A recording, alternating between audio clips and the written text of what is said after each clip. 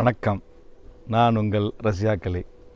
இன்றைக்கி இந்த வீடியோவில் நம்ம என்ன பார்க்க போகிறோம்னா, அந்த பேக்கேஜ் ஃப்ளைட்டில் ட்ராவல் பண்ணுறவங்க பேக்கேஜ் விஷயமாக என்ன மாதிரி விஷயங்களை கவனமாக இருக்கணும் அப்படின்றத தான் நம்ம பார்க்க போகிறோம். அது ஒரு நடந்த கேஸு, நைஜீரியாவில் நடந்த ஒரு கேஸு. அந்த கேஸில் என்ன நடந்துச்சு, அதிலிருந்து நம்ம தெரிஞ்சிக்க வேண்டிய விஷயம் பேக்கேஜ் என்னன்றதை நம்ம இந்த வீடியோவில் பார்க்க போகிறோம். ஒருத்தர் பேசஞ்சர் என்ன பண்ணார்னு பார்த்தீங்கன்னா, நைஜீரியாவுக்கு ஃப்ளைட்டில் போனார். ஃப்ளைட்டில் போர்டிங் போகும்போது ஏறும்போது பார்த்திங்கன்னா ஒரு 4 பேக்கேஜ் வச்சுருந்தார். 4 பேக்கேஜை போர்டிங் பாயிண்டில் கொடுத்துட்டாரு. 4 பேக்கேஜில் டேக் பண்ணிட்டாங்க. 4 பேக்கேஜையும் ஃப்ளைட்டில் ஏற்றிட்டு அவங்க பார்த்திங்கன்னா அப்படியே போயிட்டு நைஜீரியாவில் போய் இறங்குறாரு. நைஜீரியாவில் போய் இறங்குனா பேக்கேஜை பார்த்திங்கன்னா ஒரு 3 பேக்கேஜ் தான் அந்த பேக்கேஜ் கலெக்ஷன் சென்டரில் வருது. ஒரு பேக்கேஜ் மிஸ்ஸிங் ஆகுது. ஸோ ஒரு பேக்கேஜ் மிஸ்ஸிங் ஆகுது அப்படின்னு சொல்லிவிட்டு அவர் என்ன பண்ணுறாரு,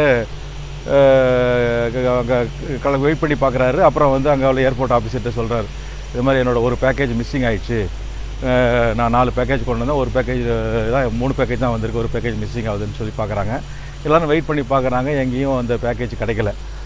ஸோ அப்போ என்ன பண்ணுறாங்க, கடைசியில் அந்த ஆஃபீஸர் சொல்லிடுறாரு, நீங்கள் கோ டு த ஹோட்டல், உங்களோட டீட்டெயில்ஸ் கொடுத்துட்டு போங்க, உங்கள் ஃபோன் நம்பர்லாம் கொடுத்துட்டு போங்க, நாங்கள் will check up the flight and பேக்கேஜை பண்ணிவிட்டு நாங்கள் எதாவது இருந்தால் உங்களுக்கு கொடுக்குறோம் அப்படின்னு சொல்கிறாரு. ஸோ இவரும் அதே நம்பிட்டு ஒரு ஹோட்டலுக்கு போகிறாரு. நெக்ஸ்ட் டே கால் வருது, இது மாதிரி உங்கள் பேக்கேஜை கண்டுபிடிச்சிட்டோம், நீங்கள் கலெக்ட் பண்ணிவிடுங்க அப்படின்னு சொல்கிறாரு. ஸோ இவங்க அதே மாதிரி போய் பேக்கேஜை கலெக்ட் பண்ணி போகும்போது பார்த்திங்கன்னா அவர் அங்கே போகிறாரு. அங்கே போய் பார்த்தா அவருக்கு அப்போ தான் சொல்கிறாங்க, இது மாதிரி நீங்கள் பேக்கேஜ் உங்கள் பேக்கேஜ் தான் இதை வந்திருக்குது, எடுத்துக்கோங்க அப்படின்னு சொல்லி கொடுக்குறாங்க. இவர் எடுத்து பார்த்தீங்கன்னா அந்த பேக்கேஜில் அவர் பேக்கேஜ் டேக் இருக்குது. பட் அந்த சூட் கேஸ் இல்லை, அவர் சூட் கொண்டுறதுக்கு பதிலாக வேறு ஒரு சூட் கேஸ் இருக்குது. ஸோ இவர் என்ன பண்ணுறாரு, என்னடா இது வேறு சூட் கேஸ் இருக்குன்னு சொல்லிட்டு, இது என்னோடய பேக்கேஜ் இல்லை, இது வேறு பேக்கேஜ் சார், என்னோட சூட் கேஸ் இது கிடையாது அப்படின்னு சொல்லி அவர் கம்ப்ளைண்ட் பண்ணுறாரு. அந்த கம்ப்ளைண்ட்டை கேட்டுட்டு அவங்க சொல்கிறாங்க, இல்லை பாருங்கள், உங்கள் டிக்கெட் உள்ள டேக் தான் அதில் பேக்கேஜில் ஃபிக்ஸ் ஆகிருக்கு, இது உங்களோட பேக்கேஜ் தான் அப்படின்னு சொல்லிட்டு ஓப்பன் பண்ணி பார்க்குறாங்க. உள்ளுக்குள்ளே ஃபுல்லாக பார்த்திங்கன்னா நார்காட்டிக் ட்ரக்ஸ். ஸோ நார்காட்டிக் ட்ரக்ஸை எடுத்துகிட்டு அவங்க பார்க்குறாங்க. ஸோ இப்போ நீ வேறு நார்காட்டிக் ட்ரக்ஸை நீ கொண்டு வந்திருக்கிற அப்படின்னு சொல்லிட்டு ஏர்போர்ட்டில் அவங்கள அரெஸ்ட் பண்ணிடுறாங்க. அரெஸ்ட் பண்ணிவிட்டு அவரை கூப்பிட்டு போகிறாங்க, ஆஃபீஸர்கிட்ட கூப்பிட்டு போகிறாங்க. அப்போ அவர் சொல்கிறார், இல்லைங்க, இது என்னோடய பேக்கேஜ் கிடையாது, டேக் வேணால் என்னோடது, பட் இதில் எது இல்லை. ஏர்போர்ட்டில் நான் போர்டிங் பண்ணும்போது என்னோடய லக்கேஜெல்லாம் நான் செல்ஃபோனில் ஃபோட்டோ எடுத்தேன், என்னோடய 4 பேக்கேஜோட ஃபோட்டோஸை பாருங்கள், இதுதான் அந்த 4 பேக்கேஜ்னு சொல்லிவிட்டு அந்த 4 பேக்கேஜோடைய ஃபோட்டோஸை காமிக்கிறாரு. ஸோ ஏர்போர்ட் ஆஃபீஸர் எல்லாத்தையும் காமிக்கிறாரு. நான் இதே மாதிரி தான் வந்தேன், இந்த 4 பேக்கேஜோடு தான் வந்தேன், இதுதான் என்னோடய இது அப்படின்னு சொல்லி காமிச்சோன்னா அதை பார்த்துட்டு அவங்க அந்த ஆஃபீஸர்ஸ் கன்வின்ஸ் ஆகிடுறாங்க. ஓஹோ, இது வேறு ஏதாவது தப்பு நடந்திருக்கு, இவரோட பேக்கேஜ் மிஸ் ஆகிருக்கு, இவரோட டேக் அதில் மாற்றிருக்காங்க அப்படின்னு சொல்லிட்டு கொடுத்துட்றாங்க.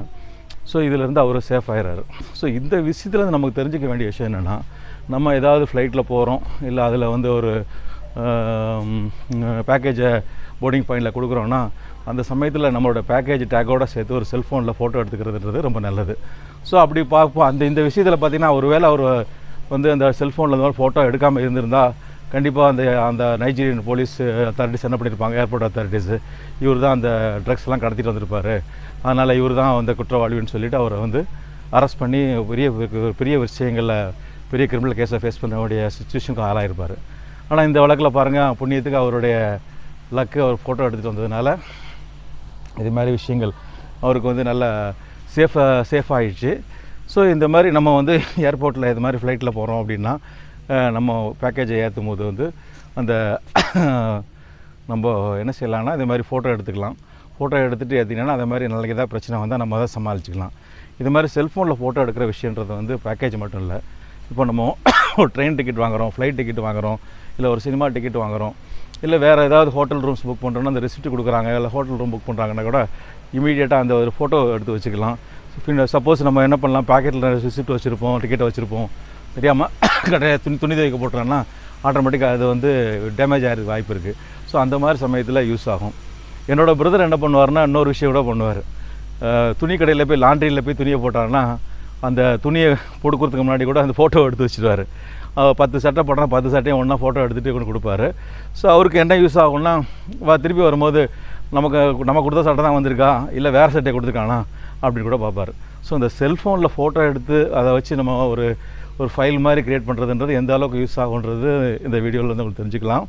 ஸோ இனிமேல் உங்களை ட்ராவல் பண்ணக்கூடிய வெளிநாட்டுக்கோ குறிப்பாக இந்த மாதிரி நைஜீரியா அது மாதிரி போகிற நாடுகளுக்கோ போகணுன்ற மாதிரி வந்தாலோ இல்லை பொதுவாக எங்கே போனாலும் சரி, ஏன்னா இன்றைக்கி உள்ள சூழ்நிலையில் போதைப் பொருளை கடத்துகிறவங்க கள்ளக்கடத்தல் பண்ணுறவங்களாம் இந்த மாதிரி விஷயங்கள்லாம் அவங்க உள்ள ஸ்டாஃப்ஸை வச்சு ரொம்ப ஈஸியாக பண்ணி விட்டு போயிடுவானுங்க. என்ன பண்ணுவானுங்க, இது மாதிரி லக்கேஜில் அவங்க நம்ம டேக்கத்துக்கு மாற்றுறது, அங்கே ஒரு சின்ன ஒரு ஸ்டாப்ஸ் இருந்தால் கூட போதும், நம்ம டேக்கத்துக்கு அந்த பேக்கில் போட்டு அந்த டேக்கத்துக்கு நம்ம இதில் போட்டுட்டு ஒழுங்காக லக்கேஜ் கிளியராகி வந்து நான் அவன்கிட்ட கொடுத்துருவானுங்க. இல்லைனா நமக்கு வந்து நம்மளாம் மாட்டி விடுறதுக்கு வாய்ப்பு இருக்குது. இந்த கேஸில் வந்து இந்த ஃபோட்டோ எடுத்ததுனால அவர் அதில் தப்பிக்க வாய்ப்பு இருந்துச்சு. ஸோ இது வந்து நமக்கு ஒரு பாடமாகவும் இருக்கும்.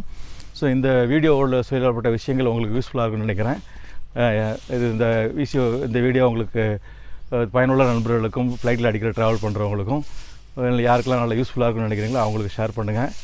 உங்களுக்கு கிடைச்ச இன்ஃபர்மேஷன் அவங்களுக்கும் கிடச்சி உங்களுக்கு கிடைச்ச பலனை அவனும் பெறுறதுக்கு நீங்களும் உதவி செய்யலாம். தொடர்ந்து நம்ம சேனலில் பாருங்கள். ரசியாக் சட்டம் அறிவோம் என்பது நம்ம தமிழ் சேனல், ரசியாக் லா டியூப்ன்றது இங்கிலீஷ் சேனல். சட்ட அறிவை பெருக்கிக்குங்க. சட்ட நாலேஜ் அவங்களுக்கு தன்னம்பிக்கையும் தைரியத்தையும் தலை நிமிர்ந்து வாழக்கூடிய ஒரு உன்னத வாழ்க்கையை உங்களுக்கு கொடுக்கும். ஏதாவது சட்ட சந்தைகள் இருந்தால் நம்ம சேனலில் பார்த்து தெரிஞ்சுக்குங்க.